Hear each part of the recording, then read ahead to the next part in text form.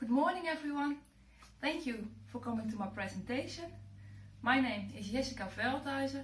I am a PhD student at the University of Applied Sciences here in Utrecht. And today I'd like to show you the results of my study on predictors of functional decline in community living older people with a low socioeconomic status.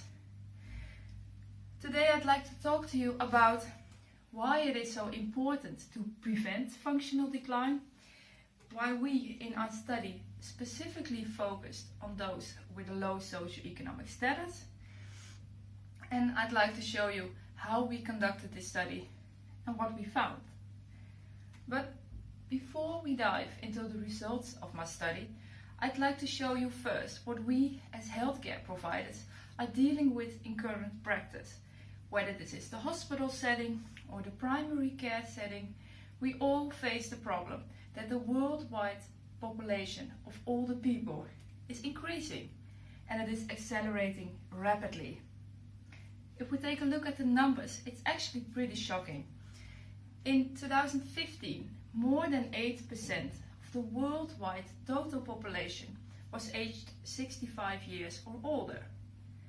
Well, this number is expected to almost double to 16.7% in 2050. That is a huge increase, and it is expected that we have a lot of older people in 2050, around 1.6 billion older people. The big question is, how can we as healthcare providers support this growing population of older people?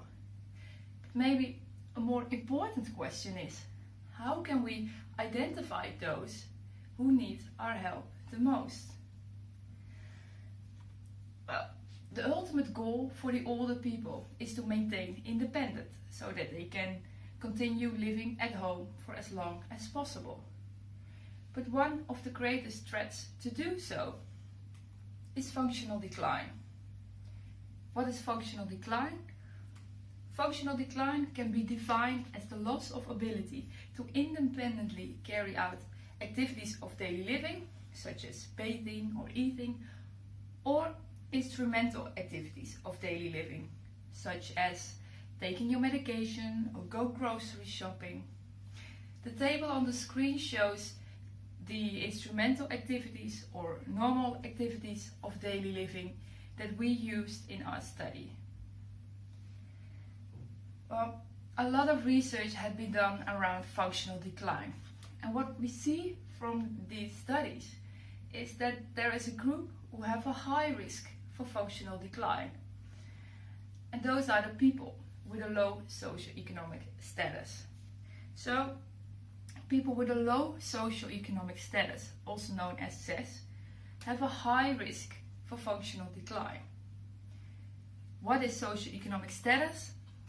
Well, it's a complex concept, but we see that people with a low socioeconomic status often had a lower education, have a low income, and they experience more health problems early on in their life. And they have a high risk for functional decline. Now, in order to prevent functional decline, it is essential to identify those who are at risk for functional decline. But currently it is unclear what predictors are of functional decline in those with a low socioeconomic status. So therefore, the aim of my study was to determine predictors of functional decline after 12 months follow-up in community living older people with a low socioeconomic status. Why is this so relevant? Well, insight in predictors could help professionals in clinical practice towards identifying those at risk for functional decline.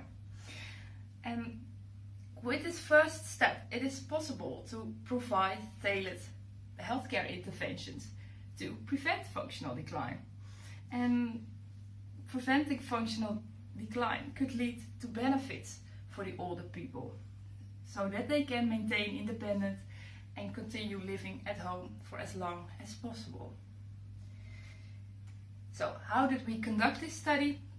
We performed prediction research. We used functional decline as a binary dependent variable. And by clinical reasoning and reviewing the literature, we solved the independent variables, the candidate predictors, and we finally found 30 candidate predictors. For this study, we didn't search for data ourselves, but we used a data set, the older persons and informal caregivers minimum data set. And this data set includes data from multiple studies that had been conducted in the Netherlands.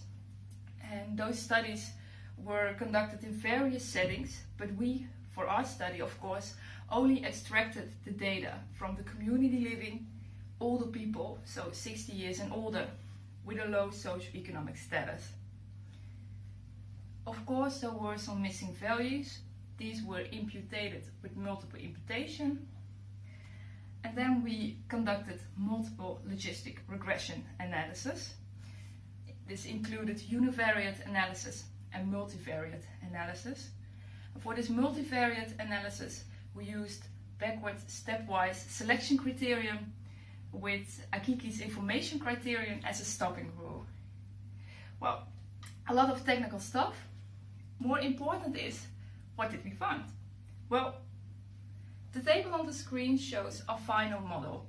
These are the predictors of functional decline in community living older people with a low socioeconomic status. And we found that the predictors with the strongest relation with functional decline are older age and self-perceived fair or poor health. We also tested this final model. We tested the statistical performance of the model, and we used the area under the ROC curve. And this showed to be reasonable with a score of 0.7. So, with this study, we identified relevant predictors for functional decline in those with a low socioeconomic status. This insight could help professionals in clinical practice towards identifying those at risk. But a question that I have to ask is, are these results so unique?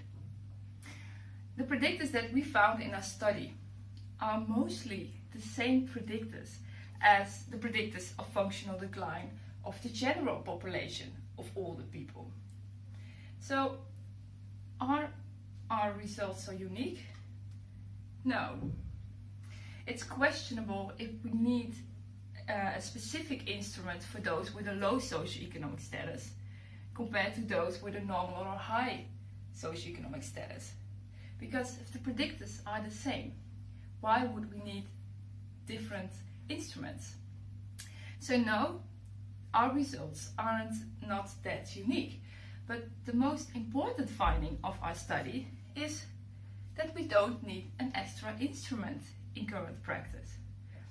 And this is highly relevant because as a healthcare provider, it's a lot easier to use just one generic instrument that is able to identify those at risk for functional decline, whether they have a low socioeconomic status or a high socioeconomic status.